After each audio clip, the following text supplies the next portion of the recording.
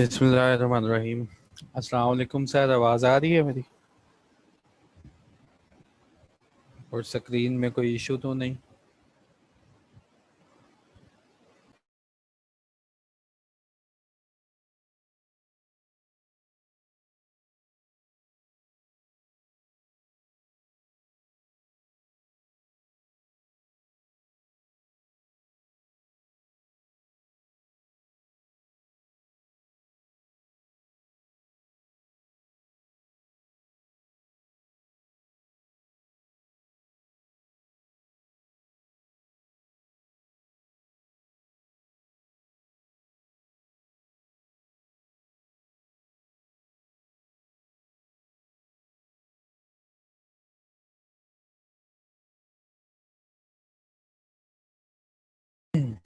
चलें, ठीक है, थैंक यू। तो 5 मिनट इंतज़ार करेंगे, तब तक जो है बाकी लोग भी अटेंड कर ले मीटिंग को, और इंशाल्लाह 5 मिनट के बाद हम कंटिन्यू करेंगे।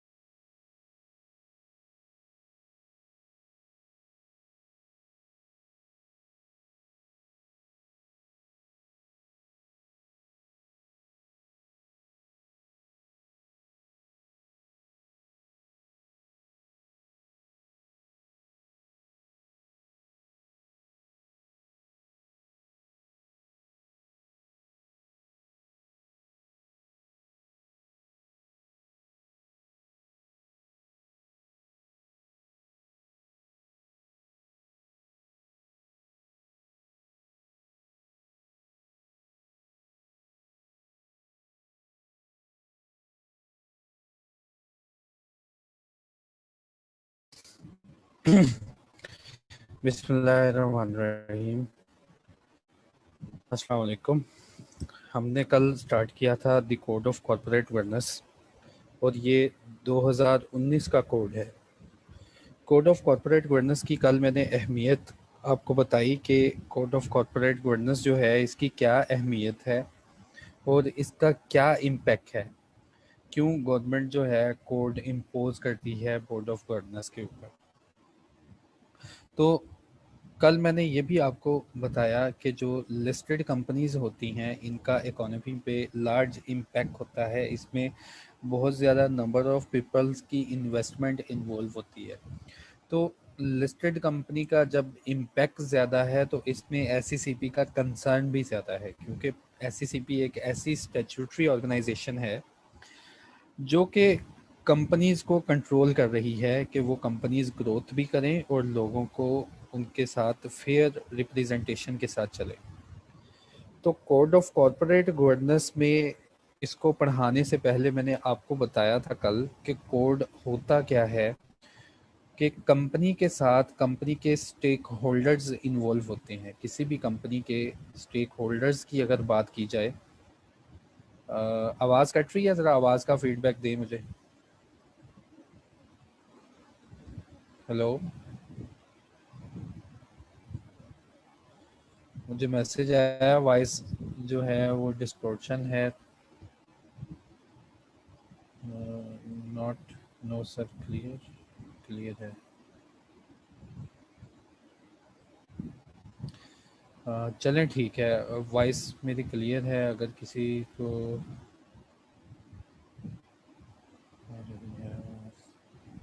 थोड़ी कट रही है, चलें ठीक है, मैं कंटिन्यू करता हूँ। साथ अगर दोबारा मसला हुआ तो आप मुझे मैसेज करेंगे। अभी तो साथ को वॉइस क्लियर है। साद बिन मुस्तफ़ा, साथ सिर्फ आप मुझे मैसेज करेंगे, ओके। तो मैं अपनी बात को कंटिन्यू करता हूँ बच्चों, कि कंपनी के साथ कंपनी के स्टेक होल्डर्स इन्वॉल्व होते हैं। किसी भी कंपनी के साथ अगर स्टेक होल्डर्स की बात की जाए, जिनका कंपनी के साथ स्टेक है, उनमें सबसे पहले शेयर होल्डर्स, कंपनी के employees, even managers, suppliers, customers, government and society, ये सब के सब जो होते हैं कंपनी के साथ, इसका कुछ ना कुछ स्टेक लगा होता है। तो क्या गवर्नमेंट जो कंपनी की गवर्नेंस है, क्या वो इस लेवल की है कि इन सब का भला कर रही है, या कंपनी कुछ ऐसा करने जा रही है कि कोई ऐसे प्रोडक्ट को लॉन्च कर दिया जो कि कस्टमर की फेवर में नहीं, हाँ शेयर होल्डर्स की फेवर में है।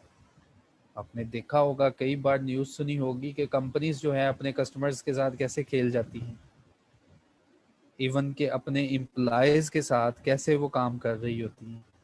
तो इन चीज़ों से बचने के लिए, इन चीज़ों से बचने के लिए लॉ ने कह दिया कि इन सब के ऊपर ना एक कोड लगेगा। ये कोड ऑफ कॉर्पोरेट गवर्नेंस जो है, ये सारे का सारा कोड है लिस्टेड कंपनी की बोर्ड ऑफ गवर्नेंस के ऊपर, कि आपने जो है डिसीजन मेकिंग जो करनी है उस क्वालिटी की करनी है कि जिसमें सब स्टेक होल्डर्स का भला हो।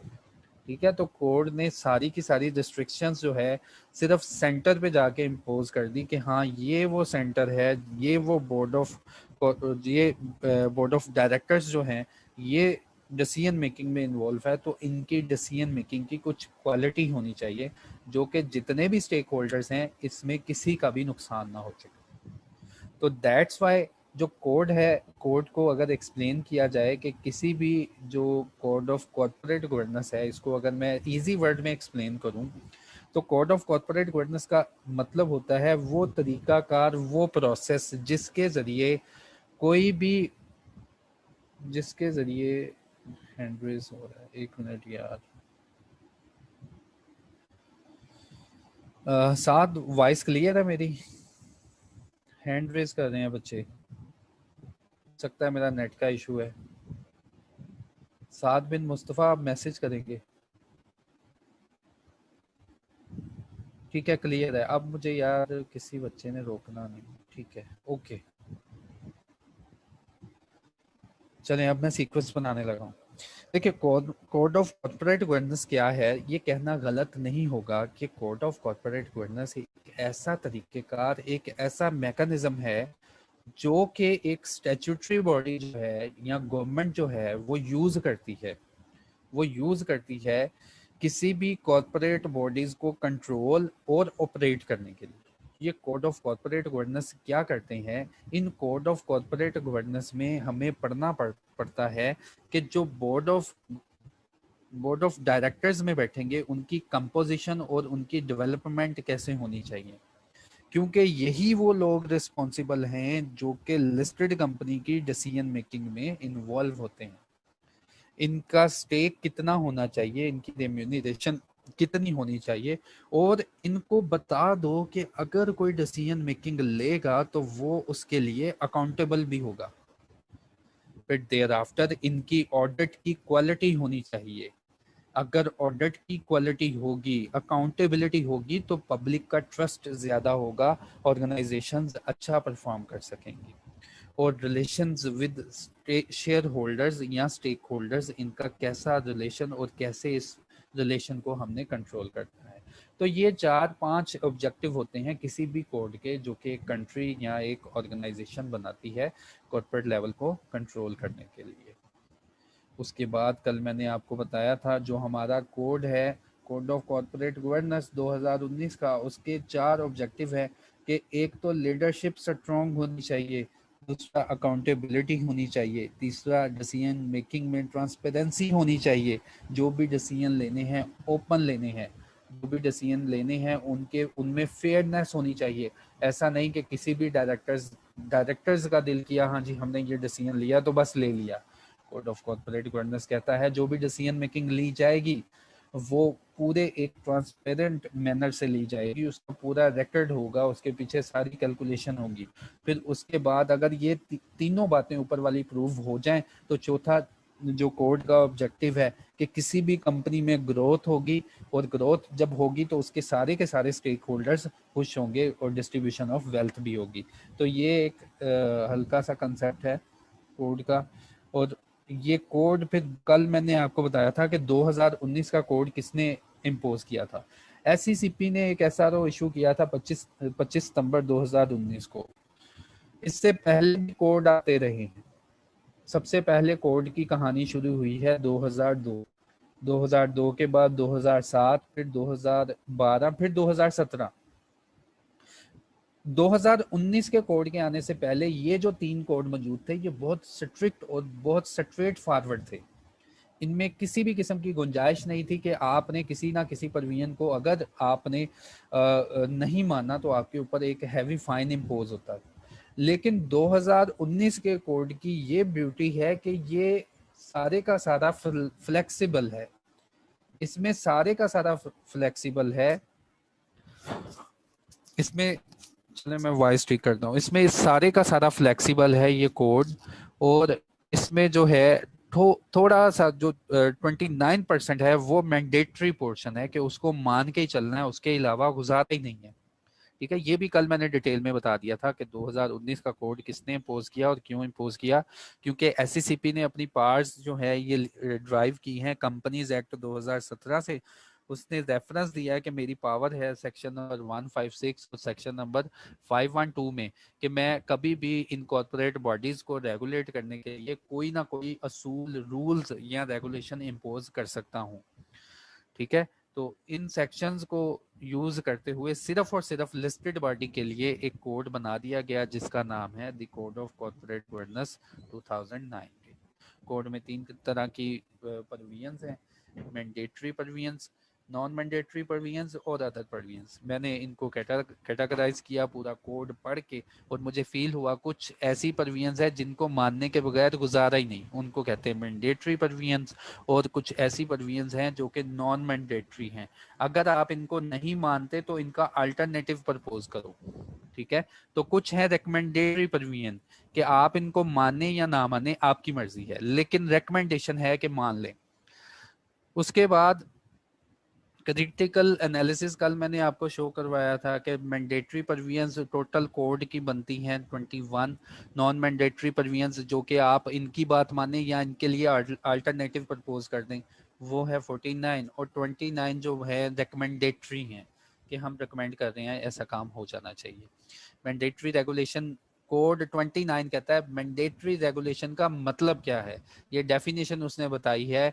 मैंडेटरी रेगुलेशन एक ऐसी रेगुलेशन, एक ऐसी परवियत है जो कि इसीलिए बनाई गई है कि आपने उसको सख्ती से बस फॉलो ही करना है, इसके ऊपर क्वेश्चन नहीं अरेज करना। तमाम लिस्टेड कंपनीज को ये सुना दिया गया कोड में कि जिसके साथ हमने जिस परवियन में लिख दिया ना मैंडेटरी, उसका मतलब होता है मैंडेटरी। और मैंडेटरी का वर्ड जब कोड ने एक्सप्लेन किया ना, तो कोड ने कहा तो सुनो, मैंडेटरी का मतलब ये होता है कि ये एक ऐसी परवियन है जो कि बनी ही इसलिए है कि तुमने इसको फॉलो ही फॉलो करना, इसके अलावा कोई हल ही नहीं है। ठीक है, और अगर आप ये मैंडेटरी परवियन को कंप्लाई नहीं करोगे तो तैयार हो जाना, जो कि रेगुलेशन 37 में जुर्माना है ना, वो तुम्हारे ऊपर लग जाएगा। तो बच्चों याद रखना, कोड ने सिर्फ और सिर्फ फोकस किया है मैंडेटरी परवियंस के ऊपर कि इनको फॉलो करो नहीं तो जुर्माना लगेगा।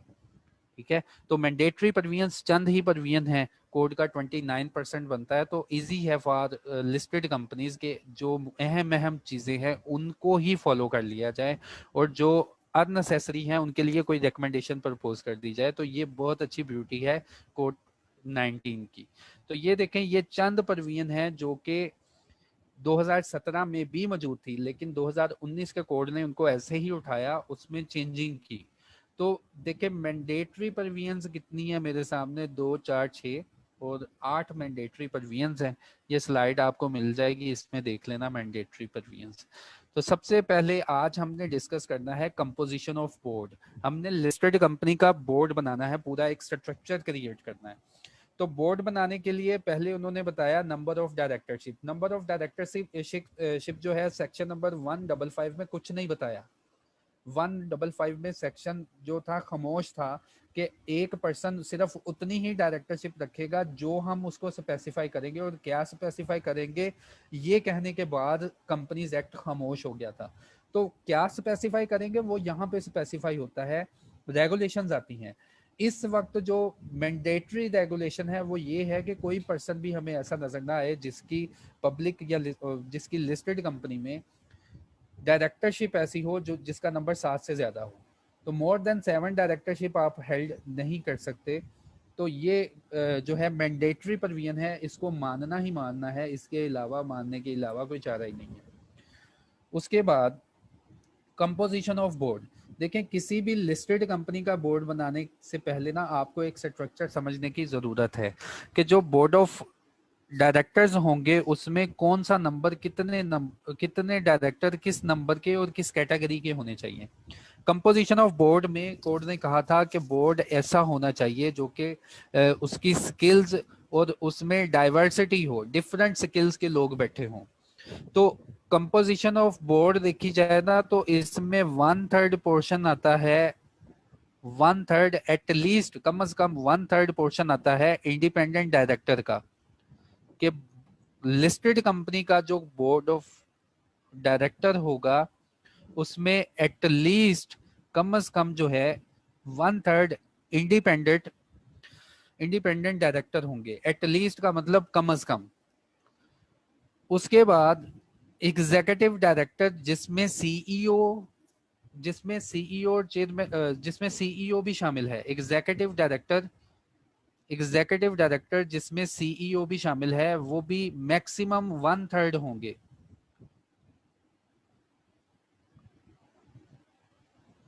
और इसके अलावा जो कुछ भी बचा है, इसके अलावा जो कुछ भी बचा है वो नॉन एग्जीक्यूटिव का हिस्सा होगा। और ये डायरेक्टर्स की टाइप्स क्या है, डेफिनेशंस क्या है, तो बच्चों आपको पहले दिन का जो लेक्चर स्टार्ट हुआ था ना डायरेक्टर्स का, वो उसको रेफर मैं करता हूँ, उसको जाके रिकॉर्डिंग में सुने कि इंडिपेंडेंट डायरेक्टर क्या है, एग्जीक्यूटिव डायरेक्टर क्या है और नॉन एग्जीक्यूटिव डायरेक्टर क्या है। तो लॉ ने हमें बताया कि इंडिपेंडेंट डायरेक्टर जो है ये 1/3 एटलीस्ट, कम से कम 1/3 होने चाहिए, ज्यादा जितने मर्जी रखो। तो अगर एक लिस्टेड कंपनी जिसके 7 डायरेक्टर हैं उसके लिए गाइडलाइन हमने पूछी एससीसीपी के कि इस केस में हमें गाइडलाइन प्रोवाइड की जाए कि अगर सिर्फ 7 डायरेक्टर हों, तो एससीसीपी ने कहा कि कोड ने इटसेल्फ बता दिया है कि 1/3 इंडिपेंडेंट डायरेक्टर हों, 1/3 एग्जीक्यूटिव डायरेक्टर हों और बाकी नॉन एग्जीक्यूटिव डायरेक्टर हो। लेकिन अगर आपके 7 डायरेक्टर हैं तो सुन लें, 2 नंबर आपके होंगे, 2 डायरेक्टर होंगे इंडिपेंडेंट, 2 डायरेक्टर होंगे एग्जीक्यूटिव डायरेक्टर जिसमें सीईओ भी शामिल होगा, और इसके अलावा जो कुछ बचा है और 3 का नंबर बच गया तो वो आपके नॉन एग्जीक्यूटिव डायरेक्टर्स होंगे। ठीक है, अगर 7 डायरेक्टर हैं तो उनकी ऐसे डिस्ट्रीब्यूशन आपने रखनी है, अपने कंपोजिशन आपने ऐसे रखनी है कि 2 इंडिपेंडेंट डायरेक्टर, 2 एग्जीक्यूटिव डायरेक्टर जिसमें सीईओ इटसेल्फ जिसमें सॉरी सीईओ भी शामिल होगा, और इसके बाद executive director, non executive director 3 होंगे। इसके अलावा कल मैंने डिटेल से समझाया था कि अगर आप 7 के नंबर से एक्सीड करते हैं तो आपकी डिस्ट्रीब्यूशन क्या होगी। लेट्स सपोज आपके 26 डायरेक्टर्स आपने अपने बोर्ड ऑफ डायरेक्टर्स में रखने हैं, सिलेक्ट करने हैं, तो इन दैट केस लॉ ने हमें बताया था कि आप 1/3 लेंगे इंडिपेंडेंट डायरेक्टर, और अगर 26 का 1/3 लिया जाए तो ये एक राउंडिंग में फिगर आएगी, तो ये 8.66 आता है, 8.66। ठीक है, राउंडिंग में जवाब आ गया। इसी तरह अगर आप एग्जीक्यूटिव डायरेक्टर रखने जाएंगे तो कोड की बात मानेंगे तो कोड ने कहा 1/3 मैक्सिमम आपने रखने हैं एग्जीक्यूटिव डायरेक्टर, वो भी जवाब आता है 8.66। और इन नंबर्स, कम से कम इन नंबर्स को पूरा करने के बाद जो वैकेंसी बची उस वैकेंसी को यूज करना है नॉन एग्जीक्यूटिव डायरेक्टर में। तो कल भी मैंने डिटेल से समझाया था कि अगर आपने, लॉ कहता है आपका जवाब राउंडिंग में आता है, 8.66 आ गया, अगर तो ये इंडिपेंडेंट डायरेक्टर है ना, तो लॉ कहता है मैं आपको एडवाइस करता हूं कि इनको नो कर लें आप, अगर तो आपने इंडिपेंडेंट डायरेक्टर रखना है। लेकिन अगर आपने राउंडिंग को एज 1 कंसीडर नहीं किया, आपने 8 इंडिपेंडेंट डायरेक्टर रखे, तो आपको एक्सप्लेनेशन देनी पड़ेगी, आपको एक्सप्लेन करना पड़ेगा एसीपी को कि क्यों आपने ऐसा किया। ठीक है, आपको एससीसीपी को एक्सप्लेन करना पड़ेगा कि क्यों आपने राउंडिंग को एज अ 1 कंसीडर नहीं किया इन दैट केस। इसी तरह अगर आपने एग्जीक्यूटिव डायरेक्टर रखने हैं तो मैक्सिमम 1/3 हैं। तो यहाँ भी कोड गाइडलाइन प्रोवाइड करता है कि यहाँ भी आपके पास 2 अपॉर्चुनिटीज अराइज होती हैं, या तो आप 8 डायरेक्टर रख लें या आप 9 डायरेक्टर रख लें। हाँ, अगर आपने 8 का नंबर चूज किया ना तो वेल एंड गुड, आप किसी को कुछ एक्सप्लेन नहीं करेंगे। हाँ, अगर एग्जीक्यूटिव डायरेक्टर में आपने राउंडिंग को एज 1 कंसीडर कर लिया तो आप फिर एक्सप्लेन करेंगे क्या वजूहात थी जिनकी बिना पर आपने इस राउंडिंग को एग्जीक्यूटिव डायरेक्टर की लाइन में एज अ 1 कंसीडर किया। ठीक है, तो ये इसके ऊपर रेगुलेशन है। और उसके बाद नॉन एग्जीक्यूटिव डायरेक्टर है, फिर सारे के सारे नंबर जो होंगे वो फॉल करेंगे नॉन एग्जीक्यूटिव डायरेक्टर में। जैसे 9 और 8 डायरेक्टर यहाँ पे सिलेक्ट हो गए, तो बाकी का जो नंबर बचा है वो सारे के सारे नॉन एग्जीक्यूटिव डायरेक्टर होंगे, और बाकी जो है वो 9 डायरेक्टर बचे हैं तो वो नॉन एग्जीक्यूटिव डायरेक्टर होंगे। इसके बाद याद रखें कि जो एग्जीक्यूटिव लाइन है उसमें सीईओ भी शामिल होता है। ये कंपोजिशन हो गई कंप्लीट। फिर इनको जो हेड करेगा बच्चों, इनकी मीटिंग्स को, ये पूरे बोर्ड की मीटिंग को, ये सारे का सारा बोर्ड बन गया है 26 डायरेक्टर का। तो लॉ ने हमें बताया कि इनकी बोर्ड को एक पर्सन हेड करेगा, इन बोर्ड मीटिंग्स को, ये सारे की सारी बोर्ड मीटिंग्स को ना एक पर्सन हेड करेगा जिसका नाम होगा चेयरमैन। तो चेयरमैन कौन होगा? तो कोड ने हमें गाइडलाइन प्रोवाइड की कि आम केसेस में तो देखा जाता है कि जिस कंपनी का सीईओ है ना वो ही उस कंपनी का चेयरमैन बन जाता है और डायरेक्टर्स अपनी मीटिंग कर लेते हैं। लेकिन लिस्टेड कंपनी के केस में लॉ ने कहा इट इज मैंडेटरी, ये हमने आपके ऊपर इम्पोज कर दिया है कि लिस्टेड कंपनी का जो चेयरमैन होगा ना वो नॉन एग्जीक्यूटिव डायरेक्टर में से किसी एक पर्सन को आप इस जगह पे बिठाएंगे एज अ चेयरमैन। तो चेयरमैन कौन होगा? नॉन एग्जीक्यूटिव डायरेक्टर में से कोई एक चेयरमैन होगा। और लास्ट पे जब कंपोजिशन कंप्लीट होने लगी ना, लास्ट पे कंपोजिशन कंप्लीट होने लगी तो कोड 19 ने एक बात कही। कोड 19 ने कहा जब ये डायरेक्टर पूरे हो जाएंगे तो आपने कोशिश करनी है, और ये मैंडेटरी है सारी लिस्टेड कंपनीज के ऊपर, कि आप किसी भी डायरेक्टर टाइप में ना कम से कम एक फीमेल डायरेक्टर आपने अपॉइंट करना है।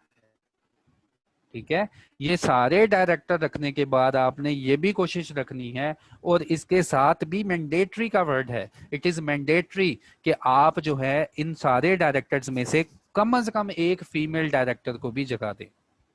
ठीक है, तो ये होपफुली मैंने कंपोजिशन आपको समझाई, अब मैं पढ़ूंगा तो कोई मसला नहीं होगा।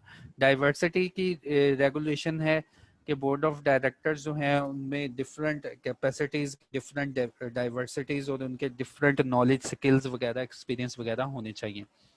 फिर कंपोजिशन ऑफ बोर्ड, अगर आपके 60 डायरेक्टर हैं तो एससीसीपी ने गाइडलाइन प्रोवाइड की कि 2 इंडिपेंडेंट डायरेक्टर, 2 एग्जीक्यूटिव डायरेक्टर, और एग्जीक्यूटिव में हमेशा आपने याद रखना है सीईओ का नंबर काउंट हो जाता है, और 3 non executive director. Thereafter independent director को सिलेक्ट करना है आपने। तो लॉ ने कहा हमें कि इंडिपेंडेंट डायरेक्टर कितने होंगे? एटलीस्ट 2। अगर आपके 7 डायरेक्टर हैं तो एटलीस्ट 2 होते हैं, कम से कम 2 होते हैं, या 1/3, या 1/3 of total number with explanation.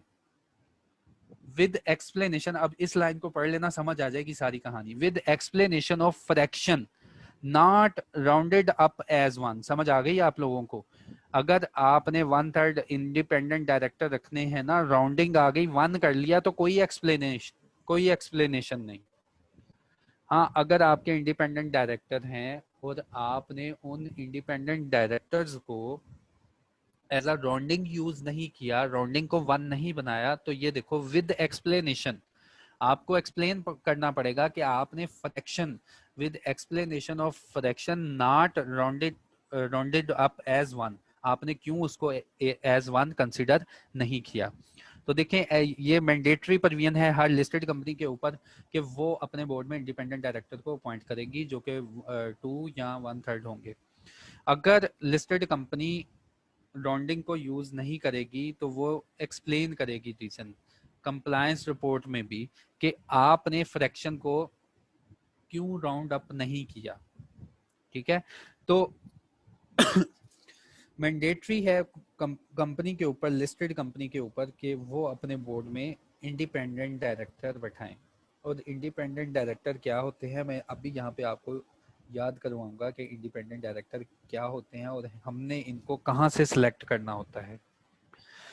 It is mandatory that independent director shall submit his consent, और इसके बाद कोर्ट ने कहा इंडिपेंडेंट डायरेक्टर से ना आपने एक कंसेंट भी ले लेनी है कि वो आपका डायरेक्टर बनना चाहता है कि नहीं। तो ये था इंडिपेंडेंट डायरेक्टर के ऊपर रेगुलेशन। उसके बाद इंडिपेंडेंट डायरेक्टर क्या है, तो बच्चों हमने कंपनीज एक्ट 2017 में पढ़ा था कि इंडिपेंडेंट डायरेक्टर होता कौन है। देखिए, कंपनीज ऑर्डिनेंस 2000 जो 1984 का था उसमें इंडिपेंडेंट डायरेक्टर के नाम की कोई चीज नहीं थी। इंडिपेंडेंट डायरेक्टर का पाकिस्तान में फर्स्ट कंसेप्ट लेके आया था कोड जो है 2002 का। देयर आफ्टर जो कंपनीज एक्ट 2017 आया ना, फिर इसने डिटेल में बताया कि इंडिपेंडेंट डायरेक्टर होता कौन है और इसका मतलब क्या होता है। तो सेक्शन नंबर 166 में हमने पढ़ा था कि इंडिपेंडेंट डायरेक्टर एक ऐसा फरिश्ता, एक ऐसा बंदा जो बोर्ड ऑफ डायरेक्टर में बैठेगा, जिसका कंपनी के साथ कोई लेना देना नहीं है, ना तो फाइनेंशियल ना अदरवाइज। उसका कोई रिलेशन नहीं बनता, ना तो कंपनी से बनता है, ना कंपनी की एसोसिएटेड कंपनी से बनता है, ना कंपनी की सब्सिडरी से बनता है, ना कंपनी की होल्डिंग कंपनी से बनता है, और ना किसी डायरेक्टर से कोई किसी किस्म का ऐसा लेना देना है। ठीक है, तो क्यों ऐसा बंदा हम अपने बोर्ड में बिठाते हैं? क्योंकि वो जो जजमेंट हो रही हैं उनको इंडिपेंडेंटली देखे और बगैर किसी कंफ्लिक्ट ऑफ इंटरेस्ट के वो सारी की सारी डिसीजन मेकिंग में इन्वॉल्व हो। तो कंपनी के बोर्ड ऑफ डायरेक्टर में इंडिपेंडेंट को डायरेक्टर को बिठाने की जरूरत इसीलिए पेश आई कि लिस्टेड कंपनी के बोर्ड ऑफ डायरेक्टर्स इसीलिए तो बोर्ड ऑफ डायरेक्टर्स बने हैं क्योंकि उनका कंपनी में इंटरेस्ट होता है और वो फैसले सिर्फ और सिर्फ अपने इंटरेस्ट को सिक्योर करने के लिए करेंगे। तो अदर स्टेक होल्डर्स का भी बेनिफिट रहे, उसमें इंडिपेंडेंट डायरेक्टर को बिठाने की जरूरत है। फिर सेक्शन नंबर 166 ने बताया था कि इंडिपेंडेंट डायरेक्टर जो है वो कौन होता है। Director shall not be consider as independent. किसी भी डायरेक्टर को हम इंडिपेंडेंट तस्वर नहीं करेंगे अगर एक से ज्यादा नीचे वाली कंडीशन फुलफिल हो जाती हैं। ये सारी की सारी कंडीशन आप खुद पढ़ेंगे। ठीक है, तो लॉ ने डिटेल में बता दिया कि अगर एक पर्सन, लेट्स सपोज मैं पहली कंडीशन पढ़ता हूं, अगर एक पर्सन एम्प्लॉय है किसी कंपनी का या उसकी सब्सिडरी का या उसकी होल्डिंग कंपनी का, या पिछले 3 साल में वो एम्प्लॉय रह चुका है, तो ऐसा पर्सन किसी भी ऐसी कंपनी का इंडिपेंडेंट डायरेक्टर अपॉइंट नहीं हो सकता। और होपफुली मैंने ये सारी प्रोविजन से पढ़ी हुई है, तो आपने एक बार इसको लाजमी पढ़ लेना और याद कर लेना इंडिपेंडेंट डायरेक्टर होता कौन है। ठीक है, तो ये वाली स्लाइड आपने एक बार लाजमी पढ़नी है। देयर आफ्टर लॉ की रिक्वायरमेंट है कि इंडिपेंडेंट डायरेक्टर जो भी सिलेक्ट करना है ना, एक डेटा बैंक से सिलेक्ट करना है। डेटा बैंक का मतलब एक ऐसा डेटा बैंक, एक ऐसी लिस्ट जो कि Pakistan institute of corporate governance ने बनाई है। डेटा बैंक जो है मेंटेन करना था एससीसीपी ने। एससीसीपी ने ऐसे लोगों का डाटा मेंटेन करना था जो प्रोफेशनली क्वालिफाइड हों और वो डायरेक्टर्स ऐसे डायरेक्टर्स हों जिनका किसी कंपनी से लिंक ना बन रहा हो। तो ऐसे सब लोगों की लिस्ट मेंटेन करने का कहा था कंपनीज एक्ट ने एससीसीपी को। फिर एससीसीपी के अंडर एक अदारा क्रिएट हुआ जिसका नाम है PICG, Pakistan institute of corporate governance. तो ये Pakistan institute of corporate governance है क्या? इस Pakistan institute of corporate governance के पास एक लिस्ट डिटेल में मौजूद है जिसमें सारे के सारे प्रोफेशनली क्वालिफाइड पर्सन आ रहे हैं और अल्हम्दुलिल्लाह उसमें मेरा नाम भी आ रहा है। तो Pakistan institute of corporate governance में वो सारे डायरेक्टर मौजूद हैं वो जो कह रहे हैं कि हम एज एन इंडिपेंडेंट डायरेक्टर बनने के लिए तैयार हैं, हमें लिस्टेड कंपनीज के बोर्ड ऑफ जो गवर्नेंस है उसमें बिठा लिया जाए। तो सारी की सारी कंपनीज को कह दिया कि आपने जब इंडिपेंडेंट डायरेक्टर रखना है ना, तो किसी पर्सन को अपनी तरफ से नहीं रखना, आपने हमेशा डेटा बैंक को यूज करना है और वो डेटा बैंक यूज करना है जो कि पीआईसीजी ने मेंटेन किया हुआ है। और इस डेटा बैंक में सारे के सारे इंडिपेंडेंट डायरेक्टर पड़े हैं। जो भी कंपनी चाहती है कि उसके बोर्ड ऑफ डायरेक्टर में इंडिपेंडेंट डायरेक्टर आके बैठे तो वो इन्हीं से नाम सेलेक्ट करेंगी। फिर लॉ ने बताया कि अगर आप इंडिपेंडेंट डायरेक्टर पीआईसीजी से सिलेक्ट करते हैं तो ये आपकी सोल रिस्पॉन्सिबिलिटी है कि कल को अगर इंडिपेंडेंट डायरेक्टर ने कोई ऐसा डिसीजन कर दिया जो कि आपकी कंपनी के लिए फेवरेबल है नहीं है, तो आपने पीआईसीजी को ब्लेम नहीं करना। इंडिपेंडेंट डायरेक्टर को तो सजा मिलेगी लेकिन आप पीआईसीजी को इन्वॉल्व नहीं करेंगे। पीआईसीजी बस एक ऐसा इदारा है जो कि आपको लिस्ट प्रोवाइड कर रहा है कि इस कॉर्पोरेट सेक्टर में पाकिस्तान में कितने एक्टिव इंडिपेंडेंट डायरेक्टर हैं। जब भी एक इंडिपेंडेंट डायरेक्टर अपॉइंट होता है तो उससे कंपनी के लोग ये सारी चीजें पूछ लेते हैं कि आपका नाम क्या है, एड्रेस क्या है, क्वालिफिकेशन क्या है और क्या आप विलिंग टू एक्ट हैं एज एन इंडिपेंडेंट डायरेक्टर। इसके पूछने के बाद इससे पूछा जाता है कि क्या आपका हमारी कंपनी के साथ या किसी होल्डिंग या सब्सिडरी या हमारे डायरेक्टर के साथ कोई रिलेशन फाइनेंशियल या अदरवाइज तो नहीं बनता। अगर बनता है तो हल्फिया जो बयान है इसके ऊपर सिग्नेचर कर दें। अगर नहीं बनता, अगर बनता है तो आप क्वालिफाइड नहीं है, इंडिपेंडेंट डायरेक्टर बनने के लिए। तो ये सारी रिक्वायरमेंट थी कि इंडिपेंडेंट डायरेक्टर कौन होता है और कहाँ से सेलेक्ट करना होता है और उसकी डेफिनेशन क्या है वो मैंने आपको बताया। अब एग्जीक्यूटिव डायरेक्टर कौन होता है, तो बच्चों याद रखो, एग्जीक्यूटिव डायरेक्टर ऐसा डायरेक्टर जो कि एक्टिवली डे टू डे जो डिसीजन मेकिंग हो रही होती है उसमें इन्वॉल्व होता है, और इसकी डेफिनेशन भी हमने पढ़ी थी। एग्जीक्यूटिव डायरेक्टर में शामिल करता है कोड सीईओ को भी। तो जब भी आपने डायरेक्टर एग्जीक्यूटिव डायरेक्टर सेलेक्ट करने हैं तो सीईओ का पहले नंबर निकाल देना है आपने। तो लॉ ने कहा कि executive director not to be more than 1/3। आपके एग्जीक्यूटिव डायरेक्टर की जो लाइन है वो कभी भी कहता है जी 1/3 से ज्यादा नहीं हो सकती। अगर राउंडिंग का चक्कर आया तो आपको एक्सप्लेनेशन जमा करवानी होगी, जो कि पीछे मैंने तुम्हें एग्जांपल में डिटेल में बता दिया था और कल भी समझा दिया था कि अगर तुमने इन दैट केस 1/3 का जवाब राउंडिंग में आया और तुमने राउंडिंग को एज 1 तस्वर करके कोई एग्जीक्यूटिव डायरेक्टर अपॉइंट कर लिया या इलेक्ट कर लिया, तो तुम्हें एक्सप्लेनेशन देनी पड़ेगी कंप्लायंस रिपोर्ट में कि क्यों तुमने इस फ्रैक्शन को यहाँ यूज किया और एग्जीक्यूटिव डायरेक्टर की लाइन में एक और डायरेक्टर इलेक्ट करवा लिया। तो ये सारी जो है कोड की रिक्वायरमेंट है कि आपने मैक्सिमम जो एग्जीक्यूटिव डायरेक्टर है उनको आपने 1/3 की लिमिट में ही रखना है। एग्जीक्यूटिव डायरेक्टर का मतलब होता है जो कि अपना सारा टाइम या एक्टिवली इन्वॉल्व होता है ऑपरेशंस ऑफ द कंपनी में। उसके बाद female director, it is mandatory that board shall have at least one female director when it is reconstituted after the expiry of its current term।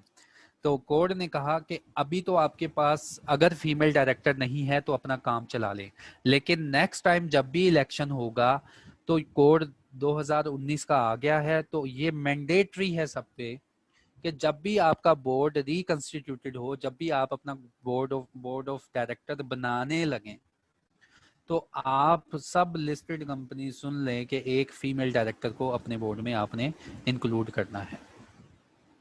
तो ये regulation number 7 थी। Chairman of the board, chairman कौन होगा? Board of director में independent director आ गया, board of directors में executive line आ गई, board of director में जो बाकी बचा वो नॉन एग्जीक्यूटिव डायरेक्टर आ गया। और जब भी इन तीनों लाइनों को फिल करना है तो बोर्ड ने कहा इन तीनों लाइंस में कम से कम तुम एक फीमेल डायरेक्टर रख लेना, और ये मैंडेटरी है। Thereafter board of director को कौन सुपरवाइज करेगा, इनकी मीटिंग्स को कौन देखेगा कि लॉफुली परफॉर्म हो रही है और ये इनकी डिसीजन मेकिंग एक्टिवली जो है कंपनी को फायदा पहुंचा रही है कि नहीं? तो chairman of the board, regulation number 9। Regulation में कहा गया कि chairman and chief executive officer, chairman और CEO in case of listed company कभी भी एक पर्सन नहीं हो सकता। सीईओ लिस्टेड कंपनी में अलहदा रैंक होगा और चेयरमैन जो है वो एक अलहदा रैंक होगा। और याद रखें सीईओ का एग्जीक्यूटिव डायरेक्टर का रैंक होगा, लेकिन ये होगा कंपनी का एम्प्लॉय। सीईओ मैं बारहा बता चुका हूं कि कंपनी का एम्प्लॉय होता है, और अगर ये डायरेक्टर है तो वेल एंड गुड, नहीं तो सीईओ के सारे वही राइट्स, ऑब्लिगेशन और पावर्स होती हैं जो कि एक एग्जीक्यूटिव डायरेक्टर के पास होती है।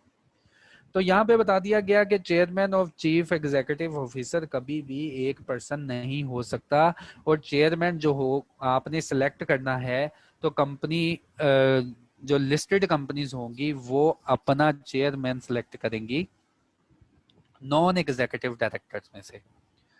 चेयरमैन को उसी टर्म्स एंड कंडीशन पे इलेक्ट करना है जो टर्म्स एंड कंडीशन बताई गई हैं सेक्शन नंबर 192 में।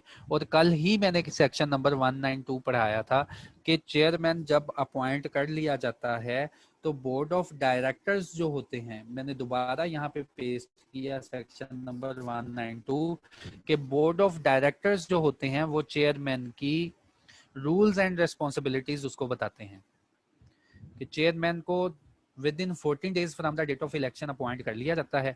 और चेयरमैन जब अपॉइंट हो जाता है तो बोर्ड ऑफ डायरेक्टर्स जो होते हैं क्लियरली उसको उसके रिस्पेक्टिव रोल्स एंड रिस्पॉन्सिबिलिटीज का एक टीओआर उसको सबमिट कर देते हैं कि आपने इन्हीं रूल्स एंड रिस्पॉन्सिबिलिटीज में रहते हुए हमें सुपरवाइज करना है। तो उसी की सुपरविजन में सारा इफेक्टिवली जो है बोर्ड ऑफ डायरेक्टर्स परफॉर्म करते हैं।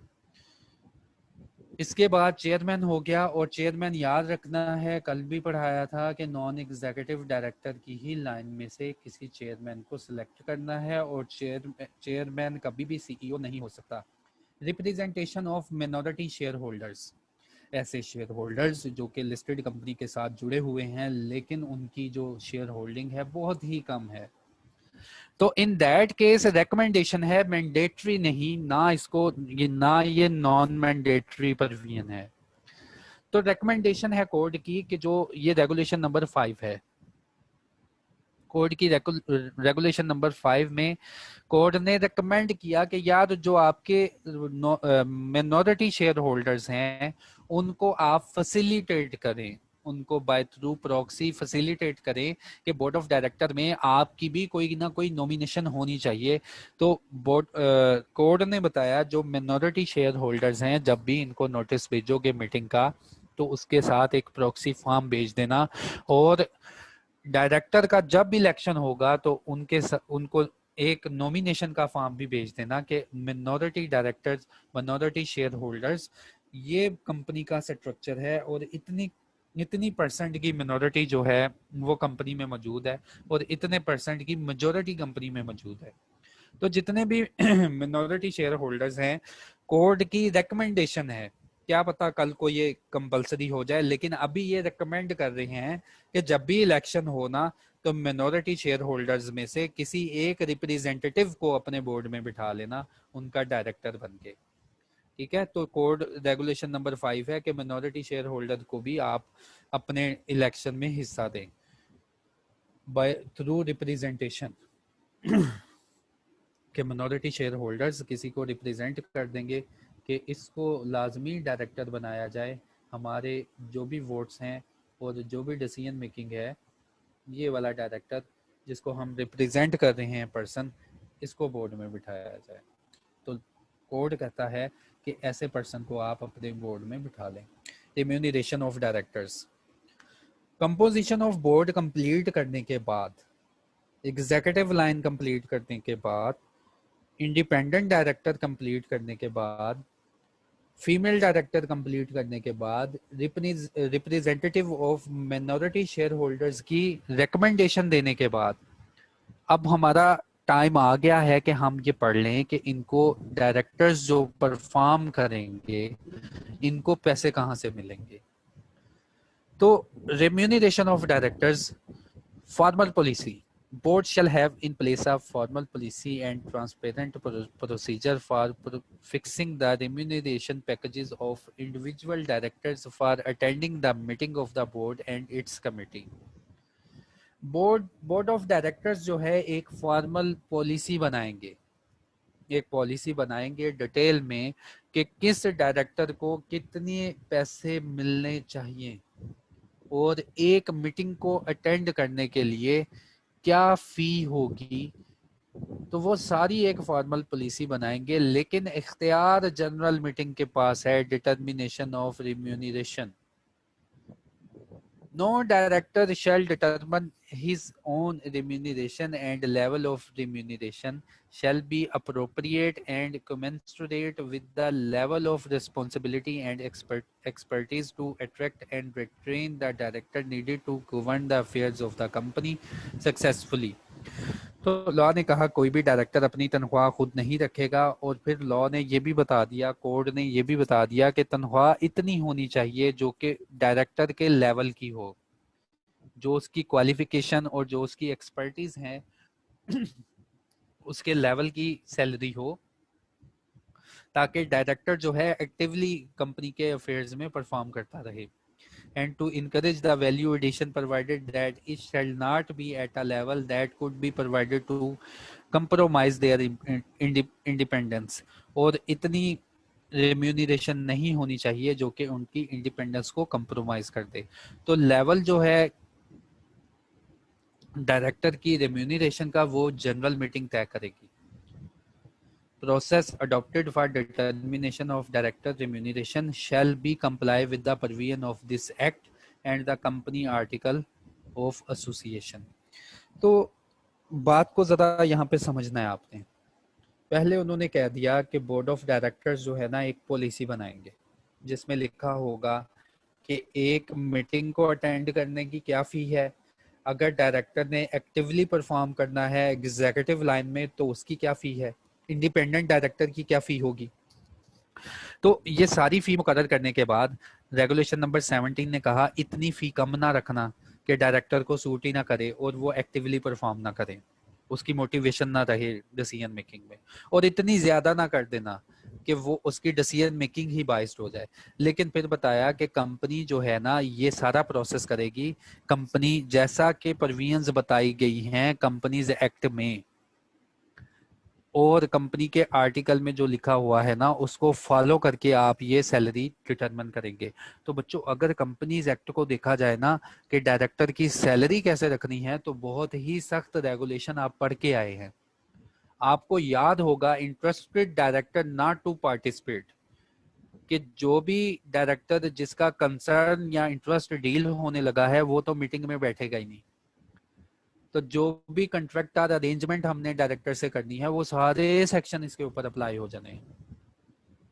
ठीक है, तो जब भी मीटिंग जनरल मीटिंग किसी डायरेक्टर का स्केल या सैलरी डिटरमिन करेगी तो उस डायरेक्टर के ऊपर जो लॉ में प्रोविजन ऐड हैं कि जिस मीटिंग में डायरेक्टर का इंटरेस्ट हमने डील करना है उस मीटिंग में डायरेक्टर नहीं बैठेंगे, तो वो सारे सेक्शन इसके ऊपर अप्लाई हो जाते हैं।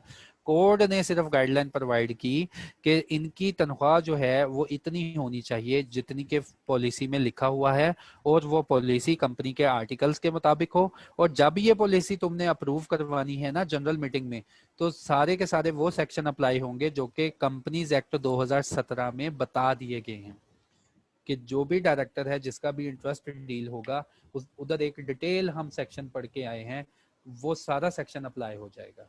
बल्कि एक सेक्शन नहीं 3-4 सेक्शन हमने पढ़े हैं इंटरेस्टेड डायरेक्टर के ऊपर जब भी उससे कंट्रैक्टर अरेंजमेंट करना है। तो ये थी रिम्यूनरेशन। पेनल्टी, इस कोड में पेनल्टी है कि अब अगर आप मैंडेटरी प्रोविजंस को नहीं मानेंगे तो आपके ऊपर फाइन जो है वो 5 मिलियन तक इम्पोज किया जा सकता है। और इसके बाद अगर कंट्रावेंशन रहती है, आप मजीद जो है कंट्राविन करते हैं इन प्रोविजंस को, तो फर्दर पेनल्टी लग सकती है एवरी डे के ऊपर, और जो कि 100,000 की होगी। और वो पेनल्टी उस दिन से स्टार्ट हो जाएगी जब आपने पहला फाइन आपके ऊपर इम्पोज हुआ था। Committees of board, important concept. देखिए बच्चों, सबसे पहले मैंने आपको बता दिया कि कोड ऑफ कॉर्पोरेट गवर्नेंस है क्या, फिर मैंने आपको समझा दिया कि बोर्ड ऑफ डायरेक्टर्स में कौन कौन से लोग बैठेंगे। अब एक लिस्टेड कंपनी बड़ा सेटअप है, बोर्ड ऑफ डायरेक्टर्स भी बहुत ज्यादा होते हैं इसमें। उसके बाद क्या सारे के सारा बोर्ड उठ के आ जाएगा जब भी एक डिसीजन मेकिंग करनी हुई? तो इन दैट केस कंपनी का प्रोसेस और उसकी डिसीजन मेकिंग इफेक्टिव रहे तो बोर्ड ऑफ जो डायरेक्टर्स होते हैं ये फर्दर तकसीम हो जाते हैं, फर्दर हिस्सों में तकसीम हो जाते हैं। जैसे आपने सुना होगा कभी फाइनेंस कमेटी ऑफ बोर्ड, जैसे कभी आपने सुना होगा ऑडिट कमेटी ऑफ बोर्ड, जैसे आपने सुना होगा human resource committee of board. तो ये कमेटीज जो होती हैं ये फिर फर्दर डिवाइड होती हैं कि ये सारे लोग तो आगे हैं ऐसे लोग जो कि डिसीजन मेकिंग करेंगे कंपनी के लिए, लेकिन क्या ये लोग सारे के सारे डे बाय डे सारे के सारे लोग आएंगे हर डिसीजन मेकिंग में? तो ये लोग क्या करते हैं फिर अपनी फर्दर जो है क्लासिफिकेशन कर लेते हैं कि यार हाँ अगर ऑडिट से रिलेटेड मैटर्स हुए ना तो ये सिर्फ 3 लोग ऑडिट को जानते हैं, ये 3 लोग आके इससे रिलेटेड डिसीजन मेकिंग करेंगे। हाँ अगर फाइनेंस से रिलेटेड मैटर है ना तो यार ये वाले जो है ना 4 लोग ये अच्छे लोग हैं, फाइनेंस से रिलेटेड हैं, इनको बना दो फाइनेंस कमेटी। हाँ ये 3 लोग जो है ना ये सोशली बहुत अच्छा परफॉर्म करते हैं, इनको ह्यूमन रिसोर्स कमेटी में रख लो, ये लोगों को ज्यादा जानते हैं। तो ऐसे जो है ना बोर्ड आपस में कैटेगराइज कर, जो बोर्ड को जो बोर्ड ऑफ डायरेक्टर्स है लिस्टेड कंपनी का वो तकसीम होता है इन सब लोगों की कैटेगरीज में। तो कमेटी ऑफ बोर्ड के ऊपर भी रेगुलेशन आई है जो कि मैंडेटरी रेगुलेशन है। इसमें 1-2 मैंडेटरी रेगुलेशन है, बाकी बाकी जो है वो नॉन मैंडेटरी रेगुलेशन है। सबसे पहले जो मेजर कंसर्न है ना कोड ऑफ कॉर्पोरेट गवर्नेंस का, वो मेजर कंसर्न बनता है ऑडिट कमेटी से कि अगर इनका ऑडिट कमेटी जो है इसको सख्त कर लिया जाए तो हमें यकीन होगा कि जो लिस्टेड कंपनी है उसकी परफॉर्मेंस भी अच्छी हो जाएगी और उसकी डिसीजन मेकिंग भी बेटर हो जाएगी। तो सबसे पहले आपने देखा कि डायरेक्टर कितने आगे कंपनी के पास, इंडिपेंडेंट डायरेक्टर भी आगे कंपनी के पास, नॉन एग्जीक्यूटिव डायरेक्टर भी आगे कंपनी के पास, जो है एग्जीक्यूटिव डायरेक्टर भी आगे। अब इन्हीं लोगों में से फर्दर जो है कमेटीज कैसे बनेगी और कौन लोग ऑडिट कमेटी में जाएंगे, कौन लोग फाइनेंस कमेटी में और कौन लोग अदर कमेटीज में जाएंगे, वो लॉ ने हमें गाइडलाइन प्रोवाइड कर दी कि अगर इन लोगों में से एक कमेटी बनने जा रही है जिसका नाम आप रखोगे ऑडिट कमेटी, तो वो ऑडिट कमेटी जो है उसमें कौन कौन से पर्सन इन्वॉल्व होने चाहिए और किस किस लेवल के पर्सन इन्वॉल्व होने चाहिए। फरहान इकबाल साहब, आपने हैंड रेज किया, अगर वॉइस का मसला नहीं, कोई क्वेश्चन है ना तो वो टाइप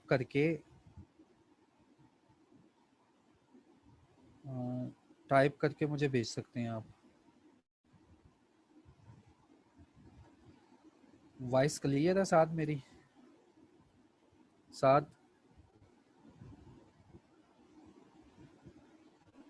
जी फरहान साहब, आपने हैंड रेज किया, वॉइस क्लियर है?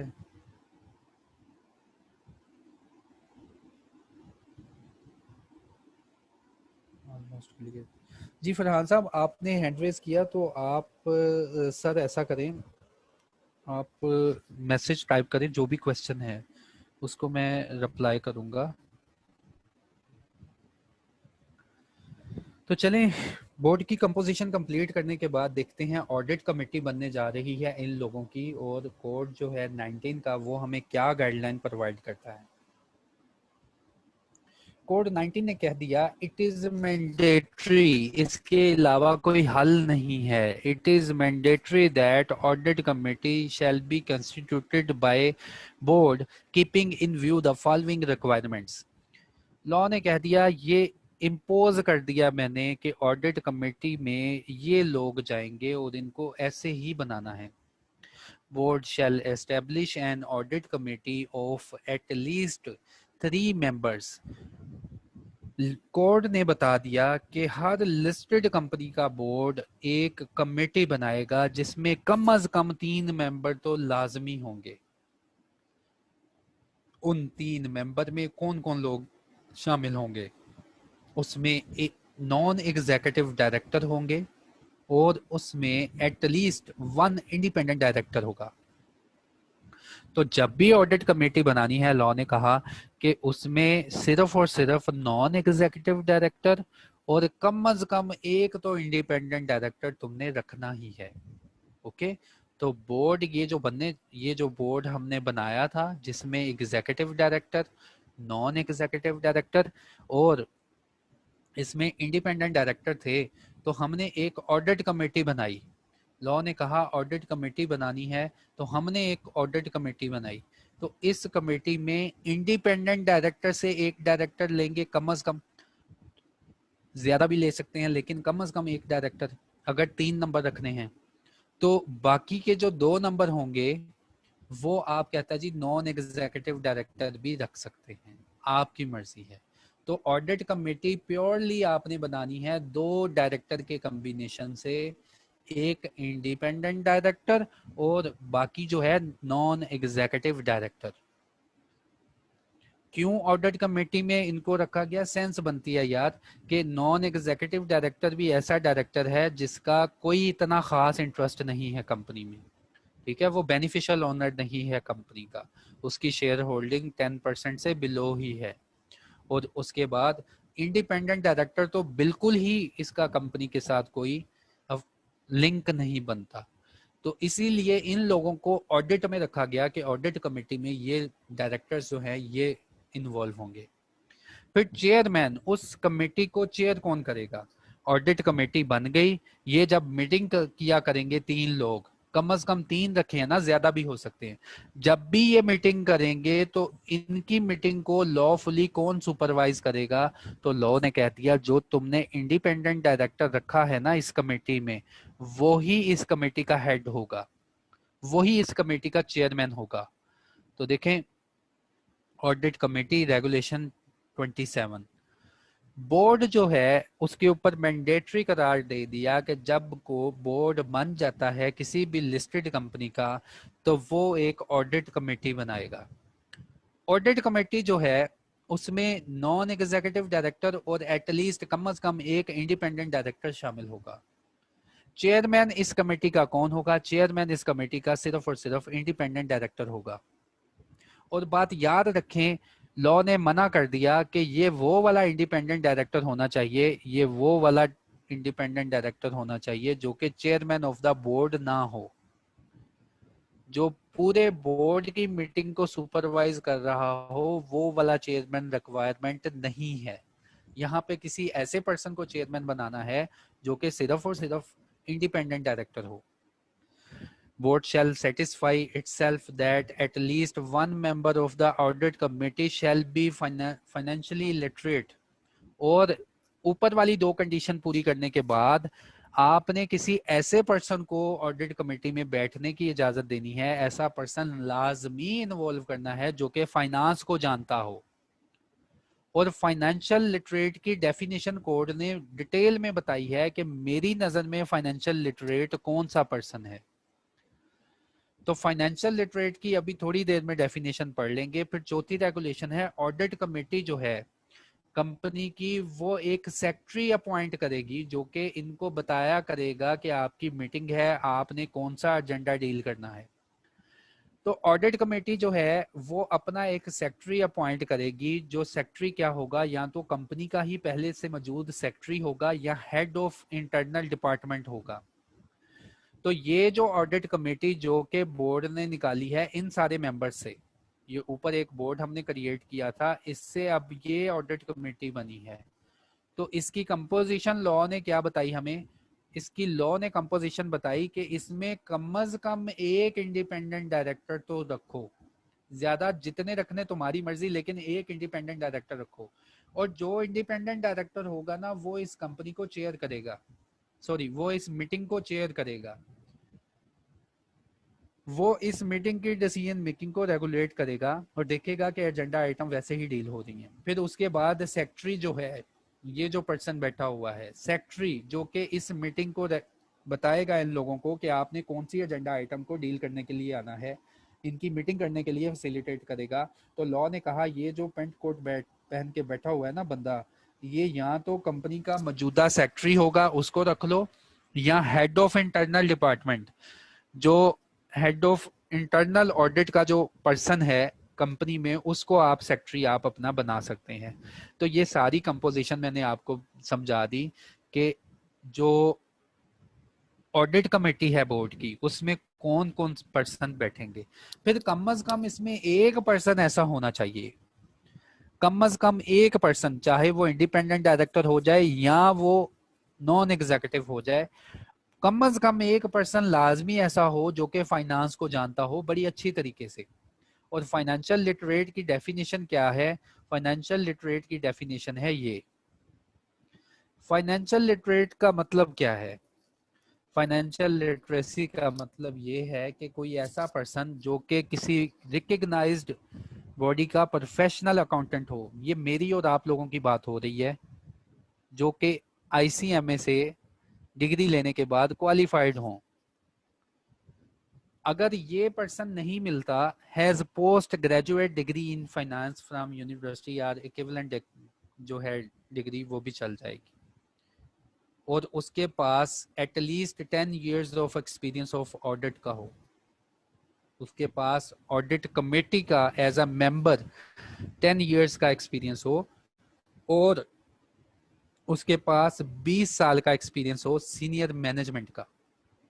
तो ऐसे पर्सन को लॉ ने कहा है, कोड ने कहा है, मेरी नजर में ऐसा पर्सन फाइनेंशियल लिटरेट है जो कि मेंबर हो, प्रोफेशनल मेंबर हो या पोस्ट ग्रेजुएट उसके पास डिग्री हो, प्लस उसके पास कम से कम 10 साल का ऑडिट कमेटी का एक्सपीरियंस हो, और उसके पास 20 साल का मैनेजमेंट एक्सपीरियंस हो। तो ऐसा पर्सन जो है वो कहते हैं जी फाइनेंशियल लिटरेट मुझे मिल गया। यहाँ पे फाइनेंशियल लिटरेट जो है वो आप अपने बोर्ड में बिठाएंगे। तो ये सारी कंपोजिशन मैंने आपको समझाई बोर्ड की ऑडिट कमेटी की। चीफ एग्जीक्यूटिव ऑफिसर जो कि कंपनी का हाईएस्ट रैंक का एम्प्लॉय है और जो कि कंपनी के अफेयर्स रन कर रहा होता है, chief executive officer. And CFO वो पर्सन जो कि हिसाब किताब का मालिक है, जो कि फाइनेंशियल डिसीजन मेकिंग में इन्वॉल्व है। CEO and CFO shell not be the member of the audit committee. Law ने कह दिया ये दो पर्सन कभी भी ऑडिट कमेटी के मेंबर नहीं बन सकेंगे। लेकिन अगर जरूरत पड़ी इनसे कोई बात पूछने की, but should be available to attend its meeting at the invitation of chairman of the audit committee. अगर जरूरत पड़ी तो ऑडिट कमेटी का चेयरमैन इनको मीटिंग में इनवाइट करेगा, जरा आके बैठे हमारे सामने। तो ऑडिट कमेटी सख्त बना दी उन लोगों ने।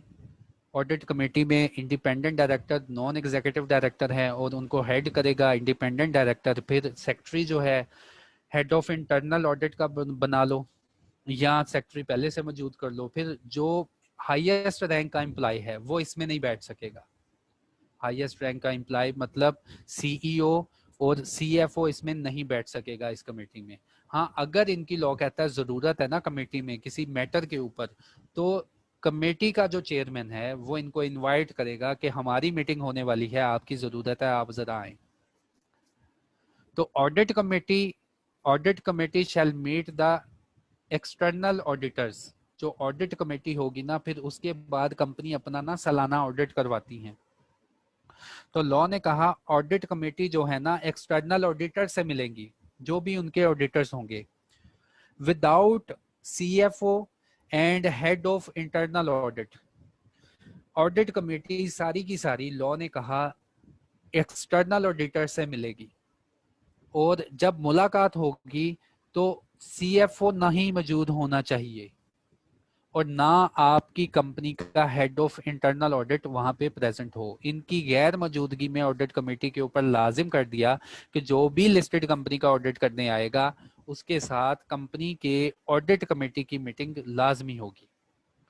फिर लॉ ने एक और कंडीशन इम्पोज कर दी कि सारी की सारी ऑडिट कमेटी जो है एटलीस्ट वंस अ ईयर, साल में एक दफा लाजमी जो है audit committee at least once a year audit committee shall meet the head of internal audit and other members of the internal audit function without CFO and external auditors.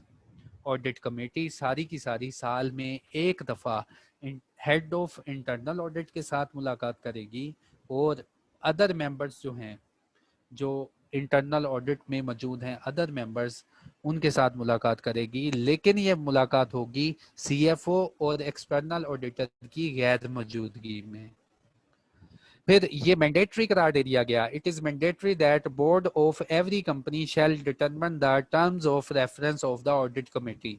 ये mandatory करार दे दिया गया, इम्पोज कर दिया गया कि बोर्ड जो है, सारे का सारा बोर्ड जो है, वो ऑडिट कमेटी को ना उनके रोल्स एंड रिस्पॉन्सिबिलिटीज और उनका स्कोप बना के देगी कि आपके रोल्स एंड रिस्पॉन्सिबिलिटीज क्या होनी चाहिए लॉ की नजर में। तो रूल्स एंड रिस्पॉन्सिबिलिटीज क्या है और क्या क्या चीज इनके इख्तियार में आती है, वो सारी कोड 19 में एक डिटेल में लिस्ट प्रोवाइड की गई है। वो मैं कोड 19 इन रॉ फॉर्म भी आपके साथ जो है ना आज शेयर करूंगा। तो आपने रेगुलेशन नंबर 27 में जाके देख लेना है कि ऑडिट कमेटी की कौन कौन सी टर्म्स ऑफ रेफरेंस में चीजें आती हैं, ये क्या क्या जो है इनका स्कोप होता है। तो ये 2-3 पेजेस का स्कोप था, तो मैंने सोचा कि यहाँ पेस्ट करना अच्छा नहीं लगेगा। तो वो इजी है, आप फाइनेंस की इंफॉर्मेशन रखते हैं, आप एक एक लाइन को पढ़ेंगे तो आपको समझ आ जाएगी कि इनके टर्म्स ऑफ रेफरेंस में क्या क्या होना चाहिए। फिर उसके बाद it is mandatory that secretary of the audit committee shell circulate the minutes of meeting. तो ये बाद में मैंडेटरी करार दे दिया गया कि जो सेक्रेटरी है ना, इसके पास रिस्पॉन्सिबिलिटी होनी चाहिए कि ऑडिट कमेटी को बताए कि इनके जो एजेंडा आइटम हैं वो कौन कौन सी हैं। तो जैसे सेक्रेटरी की रिस्पॉन्सिबिलिटी होती है, ठीक है, तो मैंने डिटेल में बच्चों आपको बताया कि ऑडिट कमेटी क्या है, इसके फंक्शन क्या होते हैं, इसमें कौन कौन से इन्वॉल्व पर्सन होने चाहिए और ये इनका फंक्शन क्या है। तो इससे रिलेटेड अगर कोई क्वेश्चन है तो वो आप मुझसे पूछें। नेक्स्ट जो है human resource committee. Human resource committee, ऊपर वाली जो कमेटी थी बच्चों वो मैंडेटरी कमेटी है। वो किसी हर लिस्टेड कंपनी ने अगर पाकिस्तान में ऑपरेट करना है तो उसने ऑडिट कमेटी कंस्ट्रक्ट करनी ही करनी है, जो कि एटलीस्ट कम अज कम 3 लोगों की होगी। लेकिन ये जो ह्यूमन रिसोर्स कमेटी है ये नॉन मैंडेटरी कमेटी है। लॉ ने कहा आपकी कमेटी हो सकती है जो कि ह्यूमन रिसोर्स कमेटी है, लेकिन इसमें जो पर्सन इन्वॉल्व होंगे ना उनके बारे में बताने लगा है कि आपने इस कमेटी में कौन से पर्सन रखने हैं। There shall be a human resource and remuneration committee. Listed company के पास डायरेक्टर के कुछ ऐसे लोग होने चाहिए जो कि इस डिसीजन मेकिंग में इन्वॉल्व हो कि लिस्टेड कंपनी के पास ह्यूमन रिसोर्स कैसा होना चाहिए और उनकी रेम्यूनरेशन कैसी होनी चाहिए। और ये कमेटी कितने लोगों की बननी चाहिए? At least 3 members comprising a majority of non directors of whom at least 1 member shall be an independent director। तो लॉ ने कह दिया जब भी तुम एक ह्यूमन रिसोर्स कमेटी बनाओगे तो लाजिम है कि उसमें नॉन एग्जीक्यूटिव डायरेक्टर ही हों, सारे के सारे। मेजॉरिटी नॉन डायरेक्टर की होनी चाहिए और एटलीस्ट उसमें कम अज कम तुमने एक इंडिपेंडेंट डायरेक्टर भी रखना है। Chairman of the committee shall be an independent director. और यहाँ पर भी बता दिया गया कि इस कमेटी को जब ये कमेटी मीटिंग करने आएगी ना तो इस कमेटी को कौन सुपरवाइज करेगा? इस कमेटी को भी जो इस कमेटी में मेंबर मौजूद है ना इंडिपेंडेंट डायरेक्टर, वही इसको सुपरवाइज करेगा। And CEO, Chief Executive Officer, may be included as member of the committee।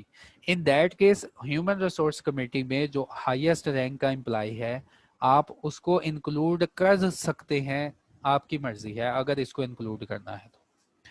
Committee shall meet at least once in financial year. जो कमेटी है सारी फाइनेंशियल ईयर में एक साल में तो लाजमी मिलेगी। And may meet more often if requested by the members of the board. और ज्यादा दफा भी मिल सकते हैं आपस में डिसीजन मेकिंग के लिए जैसा कि मेंबर्स अगर रिक्वेस्ट करें। Head of human resource or any other person appointed by the board may act as secretary of this committee. इस कमेटी का सेक्रेटरी कौन बनेगा? तो जो head of human resource department है कंपनी में वो इसका सेक्रेटरी बन सकता है इस कमेटी का। Chairman independent director, members board से ले लिए। सेक्रेटरी कहाँ से लेना है? जो आपकी कंपनी में लिस्टेड कंपनी में head of human resource department है ना उसको कहता है जी इस कंपनी का सेक्रेटरी बना ले, या कोई ऐसा पर्सन जिसको बोर्ड अपॉइंट कर दे।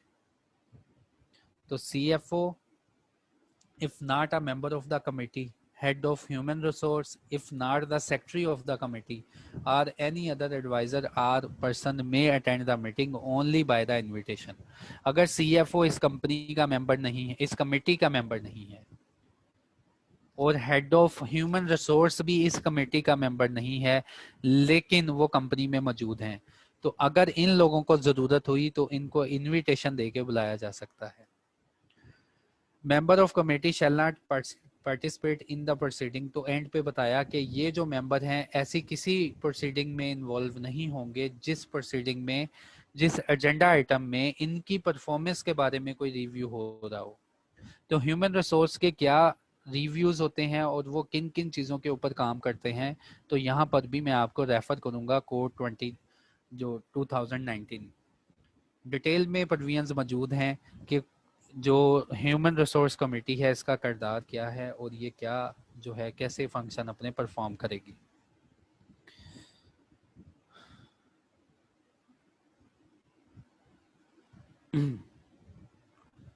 इसके बाद human resource and remuneration committee, ये मेरे ख्याल से डबल पेस्ट हो गया उससे, ठीक है। नॉमिनेशन कमेटी, ह्यूमन रिसोर्स के बाद नॉमिनेशन कमेटी। नॉमिनेशन कमेटी का क्या काम है? द बोर्ड में constitute a separate committee designated as nomination committee of such number and class of director as may deem appropriate in its circumstances. Board बनने के बाद एक कमेटी ऐसी बनाई जाएगी जो कि नॉमिनेशन कमेटी के नाम से कहलाएगी। इस कमेटी का फंक्शन क्या होता है कि ये हर वक्त देखेगी कि बोर्ड ऑफ डायरेक्टर्स में कम से कम उतने ही डायरेक्टर हैं जितना कोड ऑफ कॉर्पोरेट गवर्नेंस ने बोला है, और अगर इन दैट केस कोई वैकेंसी आ रही है और कोई कंडीशन फुलफिल नहीं हो रही तो ये जो है ये पॉइंट आउट करेंगे।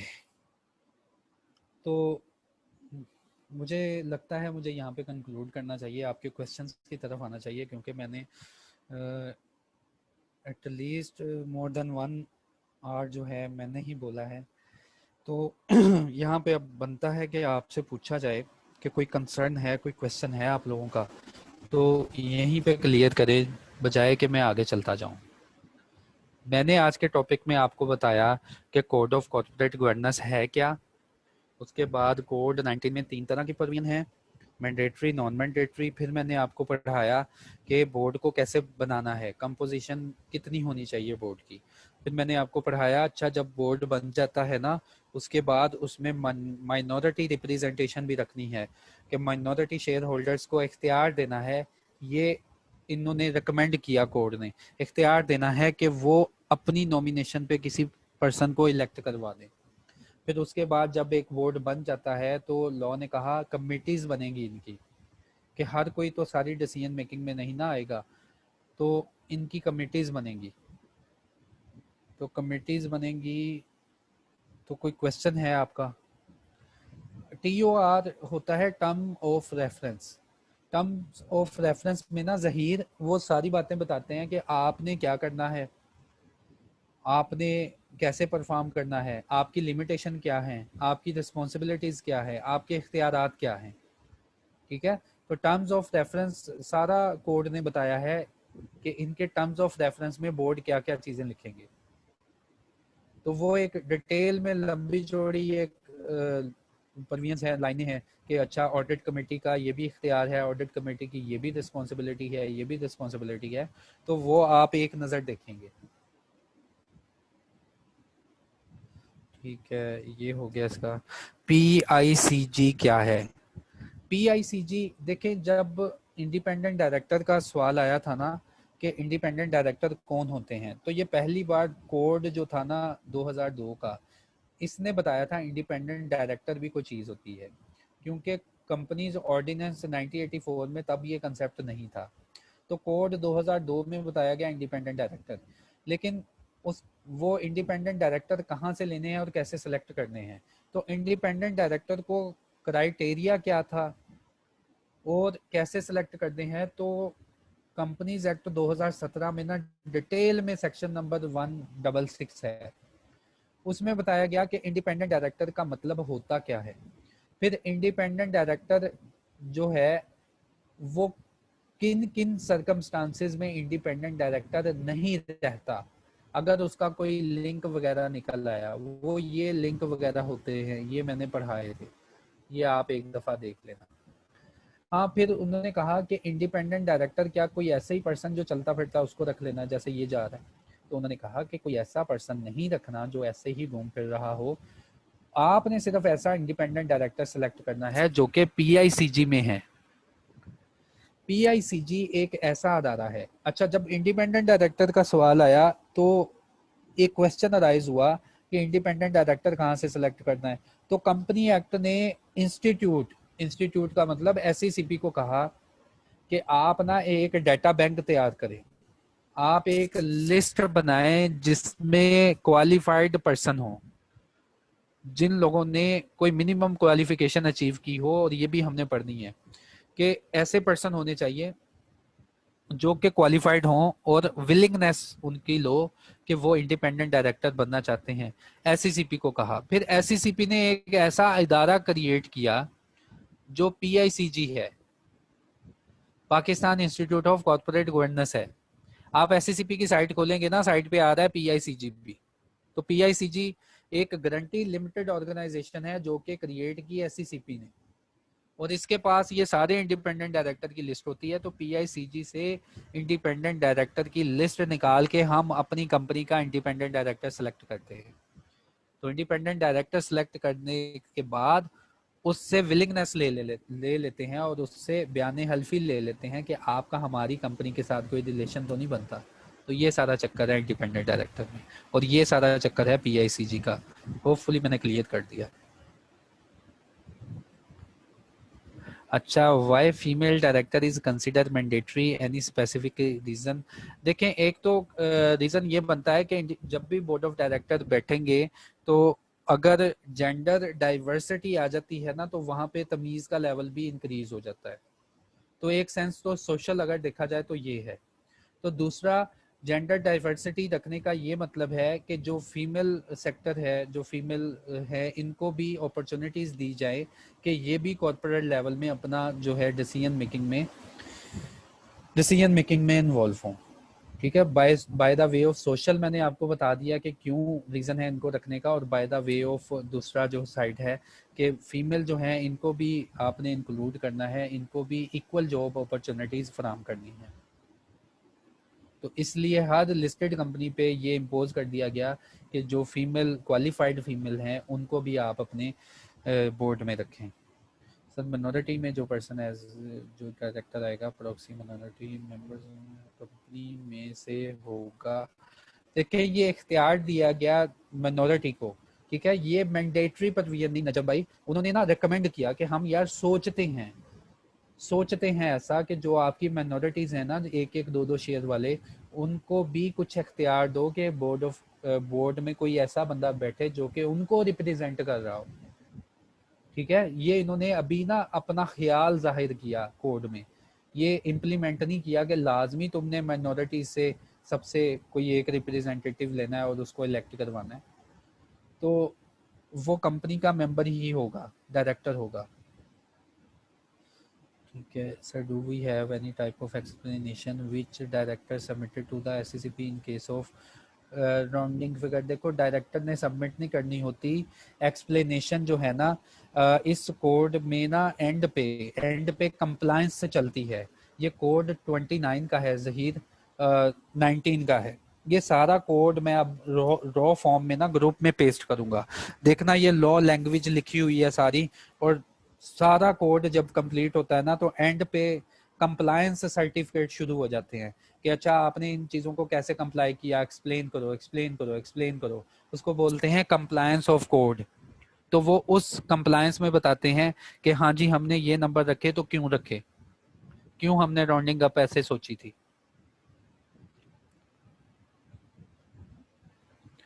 Minority regulation number 5। अच्छा, मिनोरिटी रेगुलेशन नंबर 5 जो है ना, अच्छा तैमूर, पहले तैमूर का जवाब। तैमूर, जो मैं टॉपिक पढ़ा रहा हूँ ना, मोस्ट इम्पोर्टेंट पढ़ा रहा हूँ। आप देखो कि मेरा सीक्वेंस, कभी मैं जंप कर रहा हूँ रेगुलेशन नंबर 5 पे, कभी मैं जंप डायरेक्ट कर रहा हूँ रेगुलेशन 27 पे। तो कोड को अगर मैं पढ़ाता ना रेगुलेशन 1 से लेकर, तो बहुत बोरिंग होना था तुम्हारे लिए, और मोस्ट इम्पोर्टेंट और मोस्ट फेवरेबल बना के मैंने पेश किया इसको। तो ये जो चीज़ें मैंने पढ़ाई है ना, आप इससे एमसीक्यू बनाओ।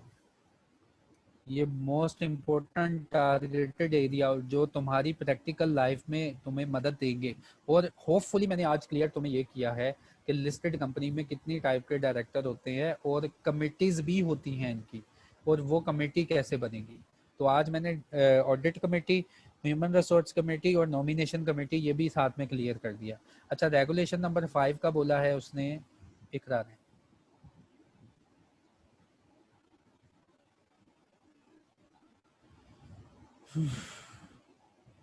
रेगुलेशन नंबर, तो जितने भी क्वेश्चन होते हैं, मेरी आपसे रिक्वेस्ट है आप इनको काइंडली लाजमी सुना करें। हो सकता है कि अब के लिए ये आपका क्वेश्चन नहीं अराइज हुआ, लेकिन हो सकता है बाद में आपको ये क्वेश्चन जो है फील हो कि आपने पूछना था क्वेश्चन, तो शायद किसी का क्वेश्चन आपकी मिसअंडरस्टैंडिंग क्लियर कर जाए। तो रेगुलेशन नंबर 5, तो उन्होंने कहा मेजोरिटी मेंबर्स जो है ना, majority member as a class, वो मिल के एक class shall facilitate by board, और उसको फैसिलिटेट करेगा बोर्ड के to contest election of director by proxy solicitation, के मिनॉरिटी जो मेंबर्स हैं ना उनकी एक क्लास बनाई जाए और जिसको बोर्ड जो है ना फैसिलिटेट करें, उनकी मदद करें कि आप भी इलेक्शन में हिस्सा ले सकते हैं बाय प्रॉक्सी सोलिटेशन, के किसी एक पर्सन को नॉमिनेट करके। फॉर दिस पर्पस, और इस पर्पस के लिए ना कोड कहता है वो सारे तरीकाकार अपनाओ जो कि इलेक्शन के होते हैं। जैसे इलेक्शन में हमने पढ़ा था ना 159 में कि आपने जब भी नोटिस इशू करना है तो आप एक स्टेटमेंट जो है वो हर कैंडिडेट को दें कि कैंडिडेट जो है इलेक्शन कंटेस्ट अगर करना है तो अपनी नॉमिनेशन भेजें और प्रोफाइल जो है वो भेजें। ठीक है, सेक्शन नंबर 1594 ये पढ़ाया था वहाँ पे कि जब भी नोटिस जाता है ना तो उसके साथ बताया जाता है ये वाले रिटायरिंग डायरेक्टर है, हाँ अगर आप भी डायरेक्टर बनना चाहते हैं ना तो आप अपनी नॉमिनेशन भेज दें। तो कहता है फॉर दिस पर्पस तुम अपने नोटिस के साथ ना एक एनेक्सचर भेजोगे, ये तो पहले से ही भेजते हैं।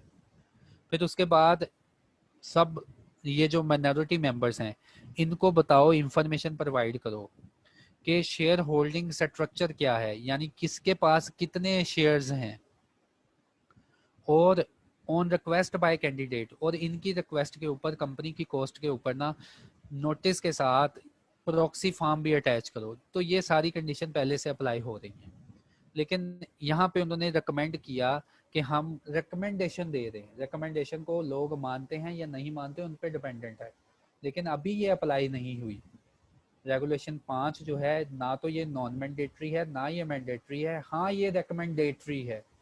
उन्होंने रिकमेंड किया कि यार हम सोचते हैं कि आपके बोर्ड में ना एक ऐसा बंदा होना चाहिए जो कि मिनॉरिटी को रिप्रेजेंट करे।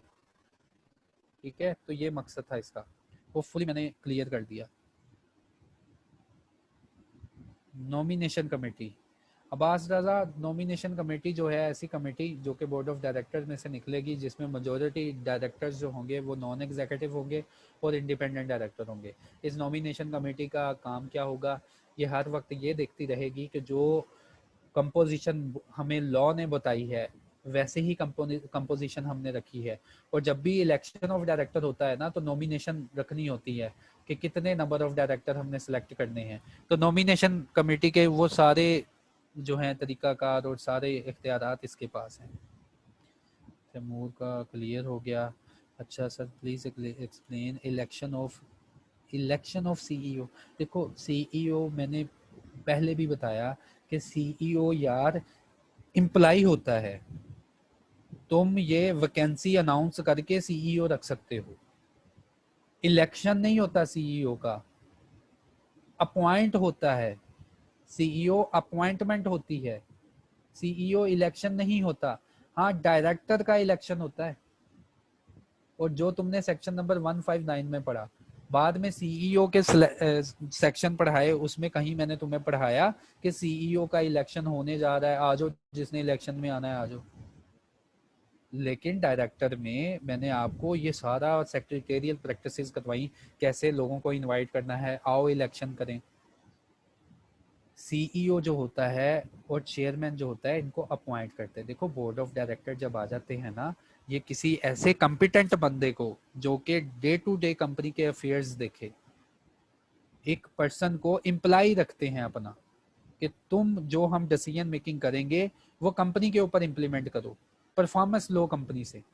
तो सीईओ एक परफॉर्मेंस ब्रिज है between the decision making board and between the company.